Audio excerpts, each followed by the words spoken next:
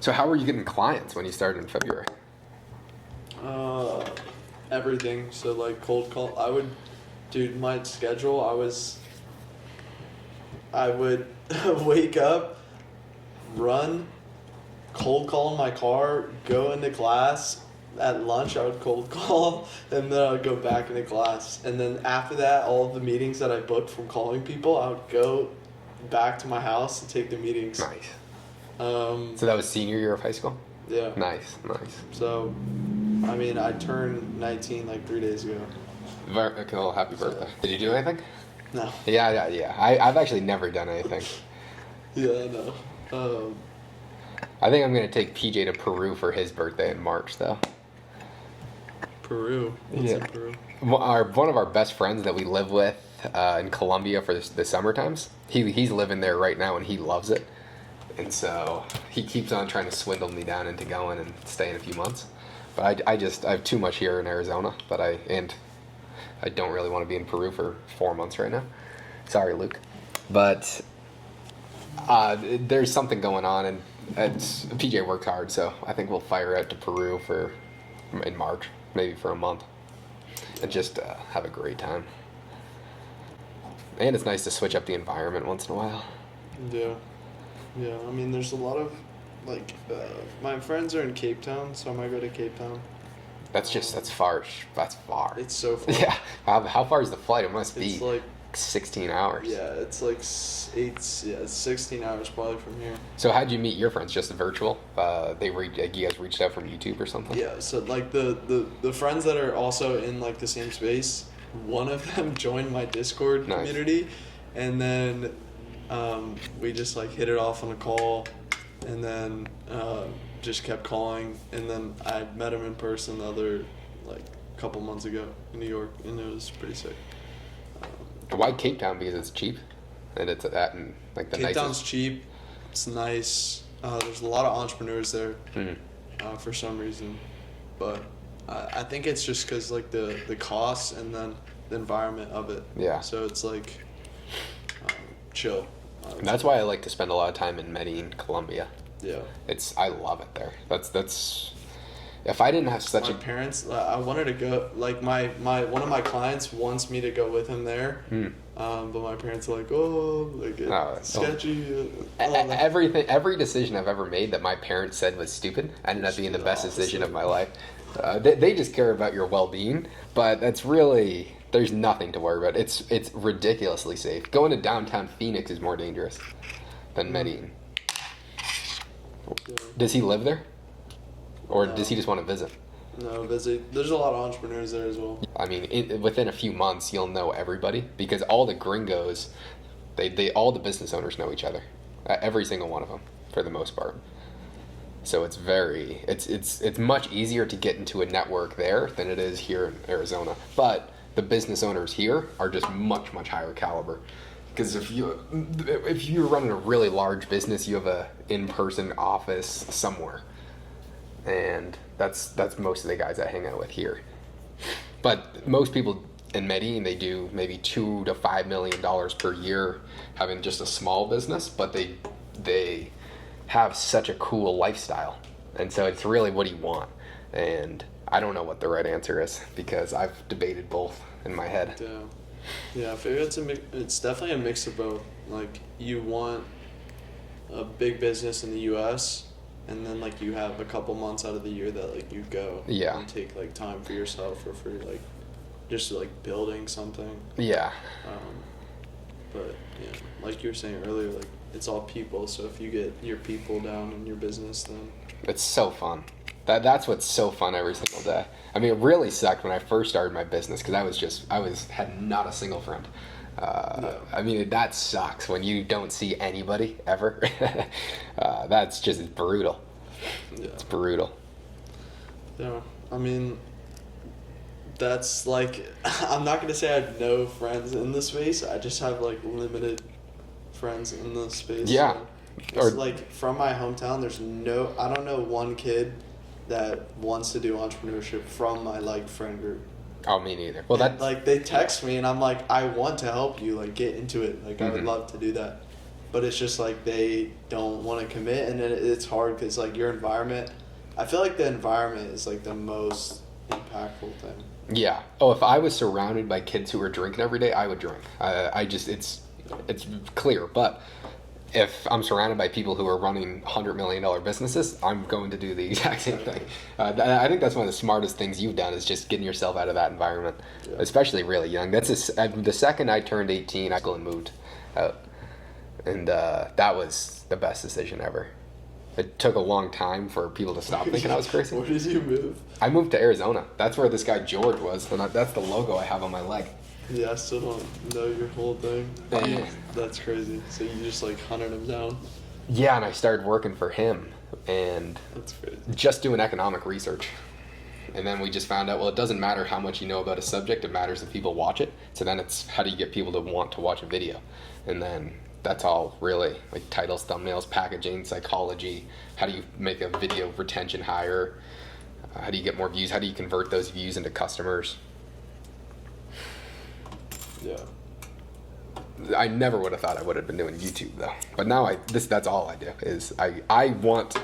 That's why I brought PJ on to live with me. We had a business together in high school, but he was back home in Boston. I was living here and abroad for a long time, and I moved him out and just taught him, or we've been going through everything that I know, and he's really in charge of like the operations, so I can still focus on trying to be the best at this, which that's what's going to get us more clients right now. And I'd like to just focus my time right now on building my own channel, because that's where the highest leverage point is. I mean, I can go network with all these people and get clients that way, but if I had unlimited deal flow from getting 1 million views per month. That's why I liked YouTube so much, because it's all inbound. Yeah.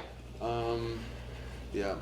Even if like niche or small channel, you can still get good inbound. Have you seen a lot of inbound from your channel? Yeah. But that's because it's more than just like that's another thing, like it's more than just YouTube. Like there's a lot of things. If you're working with people that have an online business, it's more than just YouTube. So Iman is like probably the guy who mastered YouTube and like selling online and things like that. And he's like, yeah, YouTube by far best thing you can do. But then you add different things in. So it's like, okay, well, people have to like know, like, and trust you. So you send them to your Instagram, and then you do stories, and then you do polls, and then you do this, and then that for online selling, like YouTube doesn't have any DM features on it. Yeah. So that's why you'd want to send them to Instagram, not only for the ad platform Instagram is as well, but also for the conversion of like the DMs and different things like that.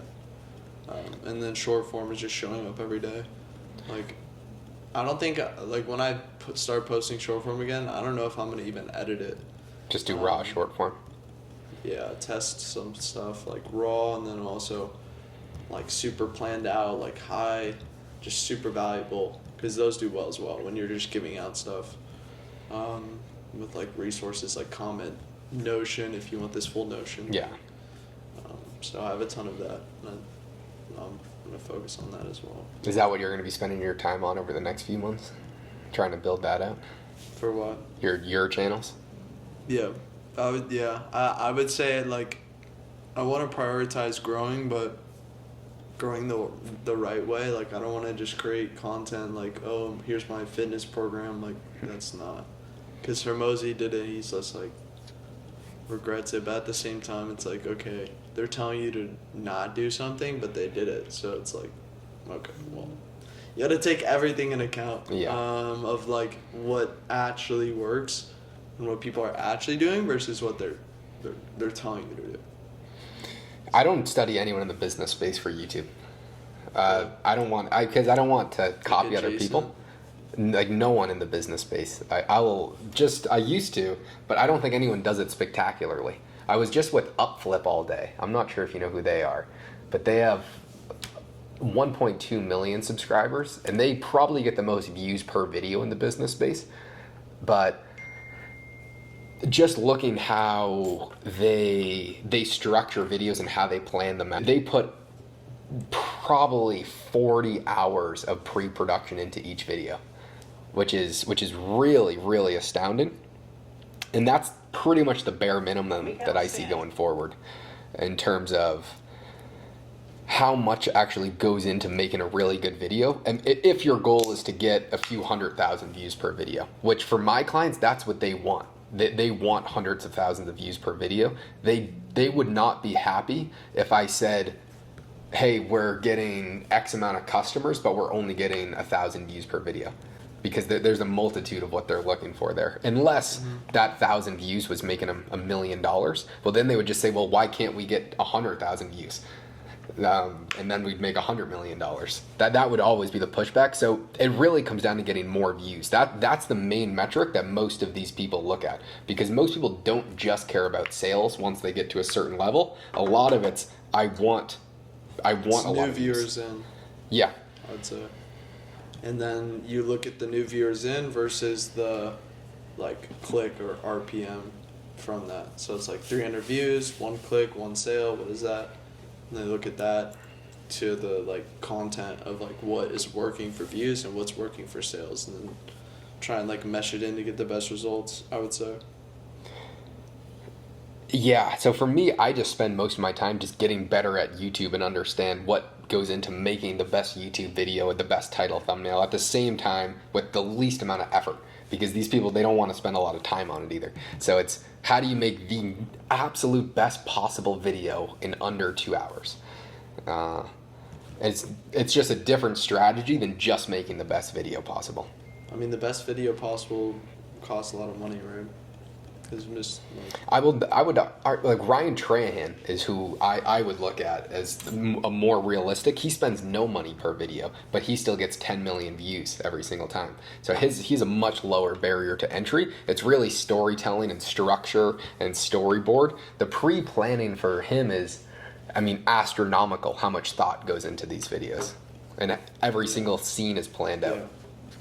Yeah, there's a guy who like focuses on like education for business, and he talks a lot about like the pre-planning is very like it like I would agree, like pre-planning for the YouTube video is way more important than even like what's in the video, because like you said, it views and attention. So it's like if you can get the click and you can satisfy like the first 30 seconds, that's good. Yeah. And then you want to provide like as much value as you can throughout the video so that people actually get something from it, and then either click the link or apply to work with whoever you're creating content for. Because if like you can give really good value for free, then people will, want to pay you back for that. So that's why like, yeah, I think like studying people outside the business space is really smart. And also like looking at what's worked inside of the business space. So, I mean, free value, like it's definitely getting undervalued because so many people are just giving it out for free. Mm-hmm. But I think what like Hermosi did in his strategy was very smart of how he like released the best information on his own platform for free. So like he took it off YouTube and put it on acquisition.com, which is smart. So people have to go there to actually consume like his stuff for free. And I think that was a really good play. Yeah, he really wants the data from the emails, and then website clicks are just worth a lot as well. Yeah, I would say emails is probably the most underrated thing for anybody, because people write copy a lot, but they don't use email with YouTube. So if you send an email with YouTube, it actually shows up bigger in whatever like Gmail inbox. It has like the file in it, and it shows like a YouTube icon. So if you're doing like your email newsletters for your clients, I would spam like all of their videos in the newsletter. Not as like a blue link, if you know what I'm saying, where like you paste it on the Word, but like an actual embed of the video, because it will show up like a huge YouTube logo, and it takes up more space. How did you win the school games? So it was pretty much like a no-brainer offer. Like winning the school games, I think anybody can do it if they have a really good offer. So what I did is I said, okay, well, what is like the most no-brainer thing I can offer? And it was pretty much just like helping people one-on-one with their channels for $9.99 a month. How many people did you have on there? I had like 40 people at the time. Okay. But I've dialed it back because I've noticed that Sam Ovens and Alex Ramosi, they built their businesses doing high-ticket deals with like higher-level people. So that's what I'm focusing on. Yeah. Instead of just like low-ticket products. Yeah, those people are just easier to work with. I hate dealing with the quality of people that have zero baseline and just want the solution, but not any work that goes into it. Yeah. Where any business owner, they're just much more realistic, and their time horizon is realistic. They don't expect to make $1 million in 1 month, where the person who's paying $9.99 does expect that. Yeah. So like it's the same thing. Or so paid ads is like quick results. You pay to get attention quickly. Organic is the complete opposite. So if you want organic attention, it takes time to build that. So like me and you are saying, like we're trying to grow, it's going to take time to grow, and we know this. Yeah. So that's why we're going to be planning our videos before we even post them, where it's like if we just wanted to grow as fast as possible, post these trendy videos, and we don't get views, then it would be just a waste of time. So I would say like organic is a longevity play for anybody. And like that's why I do contracts for like 4 months. Is that your minimum? That's what you start with? Yeah. Oh. Because 4 months, it's like I would say that's like the perfect ramp up period for a channel. But I mean, I do month to month as well. But. And so now, what are you charging? 15,000 for like the full service package? I mean, yeah, but there's just so many different packages and pricing, and just I feel like it's like person by person depending on like if you're doing high ticket or lower ticket. So it really just like you definitely want to have like a set price for a package, and then if you're dealing with like a bigger client with like the guys you're dealing with, where it's like you're kind of like a boutique agency, if you know what that is, where it's like you work with select clients at select prices that you talk about for weeks and then agree on. That's what I just finished the Kiyosaki like contract and negotiations. That took like 2 months. Exactly. I mean, it takes a long time. And now they're trying to one person in the company's trying to renegotiate. Robert couldn't give a shit, but you're dealing with an entire corporate office. And so it's just a different dynamic. I'm guessing I'm going to have to go through a similar thing with Ken. Maybe not. It's just you have so many boards in these large companies. I mean, small businesses, they have a lot of agility because it's just there's not a whole lot of people that are going to say no to something. If I want to do something, I'm going to do it. And I just invested $6,000 a month into my channel with really high quality team that's doing everything. Are you going to start a new channel? Or? No, I'm just going to do it on mine. I'm going to stop doing the daily videos. I was doing a video every day, more so just to test to see if videos, just quantity would be fine. And I grew to like 2,000 subscribers, but that's not my objective. I would prefer to be getting 2,000 subscribers a month. Yeah. And because that's what my clients do. And so if that's the quality of client I want to attract, I have to do that as the bare minimum. And I look for hyper specific clients. I'm much more stringent with who I take on as a client because I only care about the results that I can show them, and that's mainly in the form of views. That's the first metric that everyone really tracks. It's regardless of what they say, that's really what they judge you on is, okay, am I getting more views or not? And if it's not drastically more views, then they just assume that like their business is really good, or they could do what you're doing. I've seen that happen time and time again. So you think views is like you don't see it as conversions, you see it as views. Well, I care more about conversions if that's how I'm getting paid, but that's not how the clients see it. Because if they think that they're not getting more views, then why would they need you? They could just replicate what you're doing. But if you're doing something to get them more views, then you're a necessary part of the business. I mean, for me, I look at views And I feel like I don't know why, but I just dial in on like conversion based. I would love higher conversions. I mean, Yeah. I would love you to look at our conversion tactics that we're doing with Ken and see what you think we can improve on, because they're not that high. I mean, at all, because we focus on views.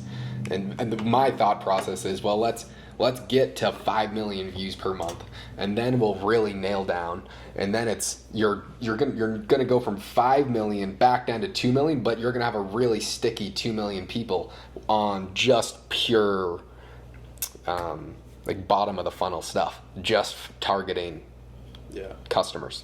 Yes. So a lot of what we're doing is just top of the funnel. That's what Hormozy did for 2 years, or he I only would just like I'm telling you, like I would just look at what he does, like well he because- started all top of the funnel Exactly. and then it's once you have this massive pool of people, then you can target it's attention. bottom of the You funnel. have to build it up. Yeah. And So he waited.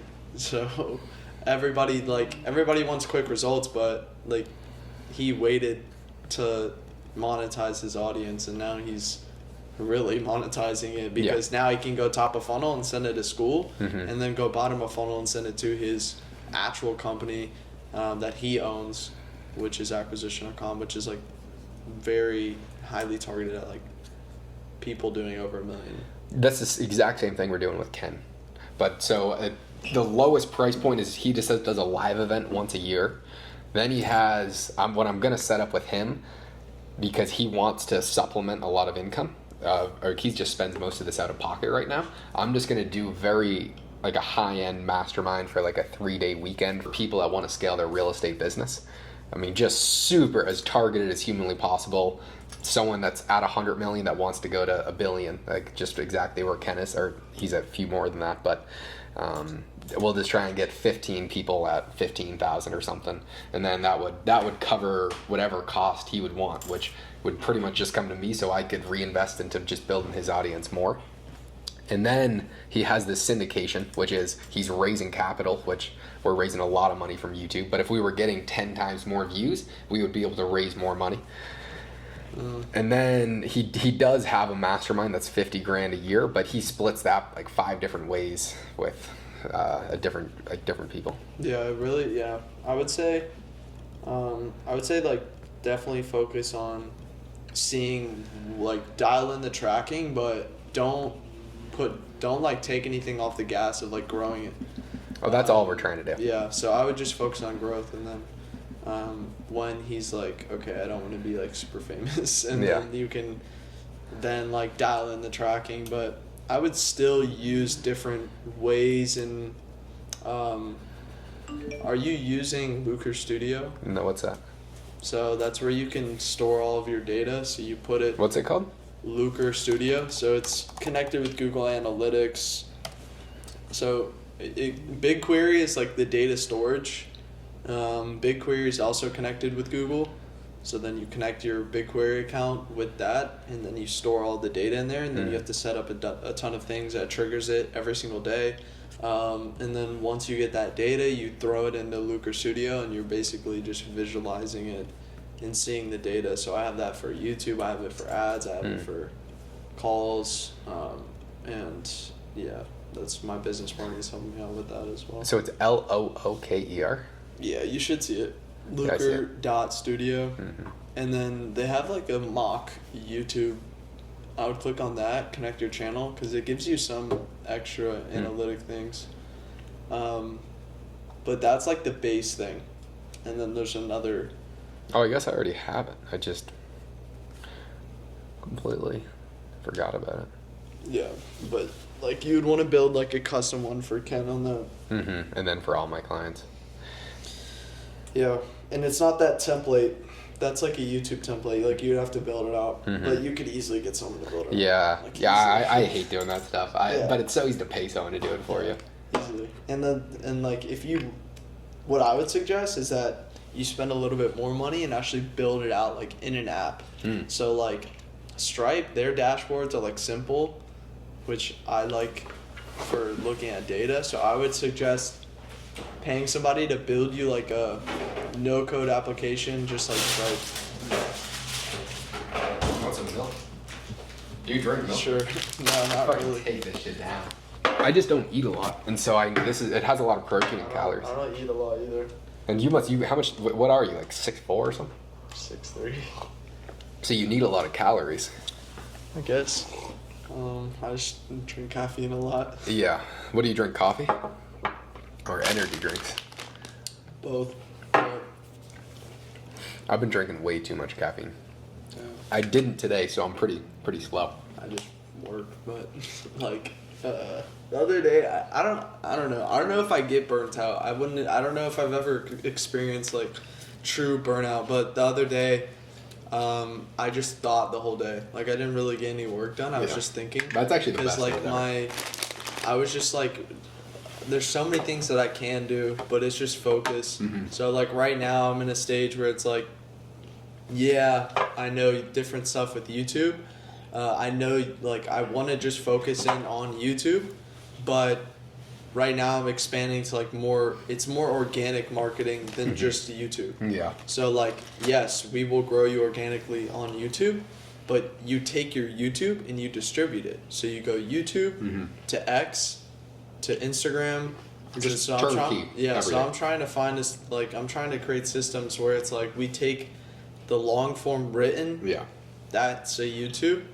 Take that newsletter, take that X. That's all super easy to thread. Do. Yeah, and then I'm also in touch with a guy who's making a software where a lot of these softwares schedule out your posts. So like Buffer, a ton of the other ones, they schedule it out. The algorithm sees that. It's an API call to the software, and it doesn't go as far. He's making a solution where you sign into your account on his software, but it's all of your clients' accounts and it's all manual. And That'd it's be cool. so it doesn't get like nerfed by any algorithms or whatever. So yeah, I was talking to there's this guy I was talking to, he has like 2 million on Instagram, and I was like, do you know what Meta Business Suite and all this stuff is? He's like, no, I just do it all manual. Yeah. And I was like, what? So yeah, I feel like anything you do manually is better, especially like with AI and all this stuff. Yeah, but you have to leverage everything. Absolutely everything's going really, really well for that. And now we can vertically scale pretty quickly. Probably take on a client every 3 weeks. I would say that's how long it would take to hire people, to train them up, to get them ready, and then just a complete turnkey approach, all content done for them. So now it's just I need to focus on building my personal brand so I can start to funnel new clients in. And then I've trained up a bunch of creatives who can do what I do, which is help them like help train the editors, train the thumbnail designers, train the people on camera as to what they need to be doing, sketch out the videos for them. So I think I'll finally really start to scale, but you never know what's going to happen. And that would be my top end offer, and then I would backfill in from there.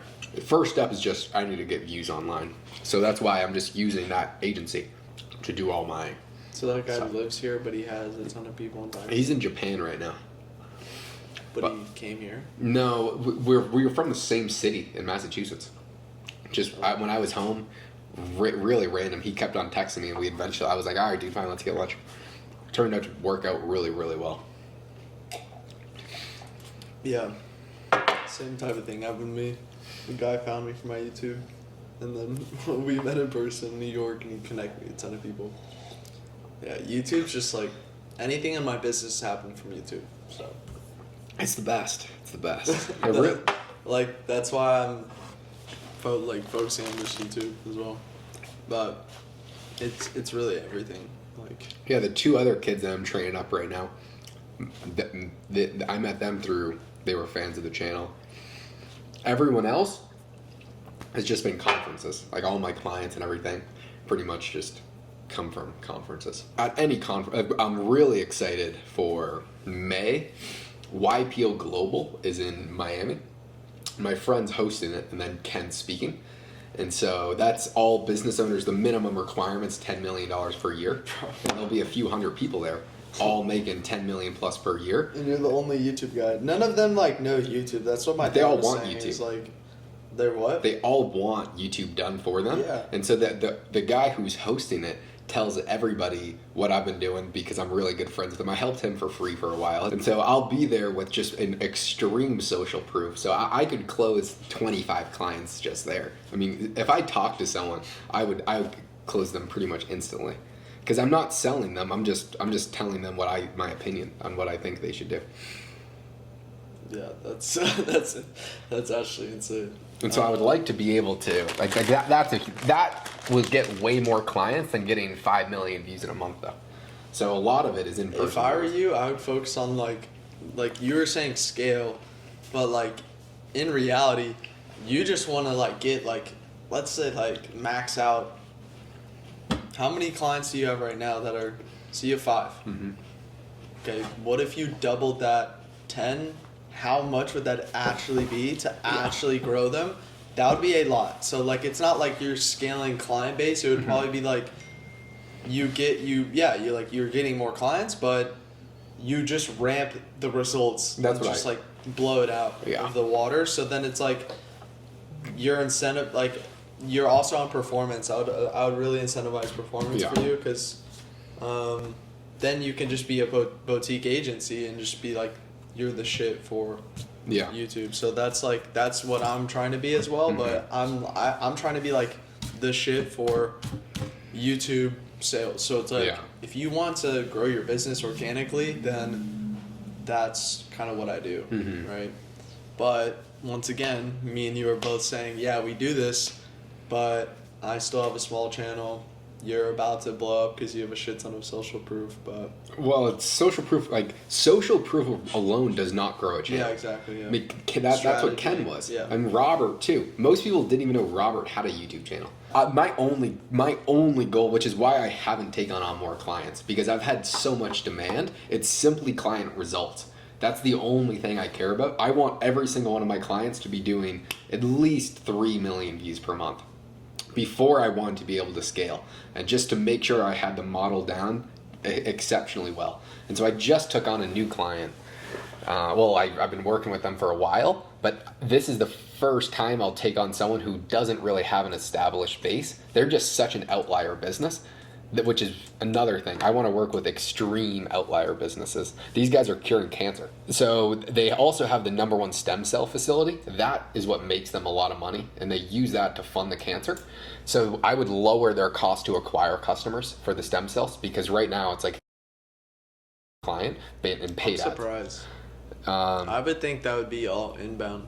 Yeah, and so if I could take over their YouTube and lower their cost to acquire substantially, you would put it to zero. Oh, zero. This is why YouTube takes time because the outcome of content is like 300,000x. Yeah. Where like paid ads, it's like, oh, I got a 12x ROAS. So I was like, okay, cool, 12. YouTube's like 500,000x. And it's because you're not spending, like, you can do stuff for free. Like Ryan Tran, his profit margins are probably insane. Like Mr. Beast, he's just a different guy where he's just like investing. But now Mr. Beast is starting a business. He's doing this, so now his profits are going way up. Yeah, because it's just long-term thinking in brand. Yeah, I mean, he's a perfect example. Like he just did what nobody else could do. Yeah. Like he just said like Logan Paul 100,000 times or did some like absurd shit. So yeah, and so my thought is, how do I do that in the business space? I mean, how can you go extremely viral in the business space? I want to do we should do a podcast on the mountain or some shit. Oh yeah, that would be cool. I've seen I think Dan Coe did that where he had a podcast. Like he used to, I don't know, he like migrates, but we should definitely do some like just shit some like cool that stuff. Where we bring shit up onto the mountain, because in Arizona you could definitely do that easily. That would be sick, and then people would click on it and be like, "Who's this? Who did these guys know about YouTube?" And then we're just talking about like all this stuff. Yeah, let's see. They just sent me back. My team just sent me back the next video for the stem cell guys I'm working with. I need a review. I'm nervous because show me what is your system? Because I feel like I can provide value like the tracking and then system wise. So the ClipFoam thing. Yeah. I know the founders of that, but yeah, I would say Notion is probably. Well, Notion's what they use. We use ClickUp and I would say. Dropbox. But let's see. So this is usually how it goes. They right now do the editing for Ken. Based off of your experience, what do you see how like Notion is like you almost have too much freedom? Yeah. That's my problem with Notion. So what I've done is I've integrated everything. So like Notion, it's super good for building your own thing. So build your own thing, and then when you open it up, it's ClickUp. So that's what you can do.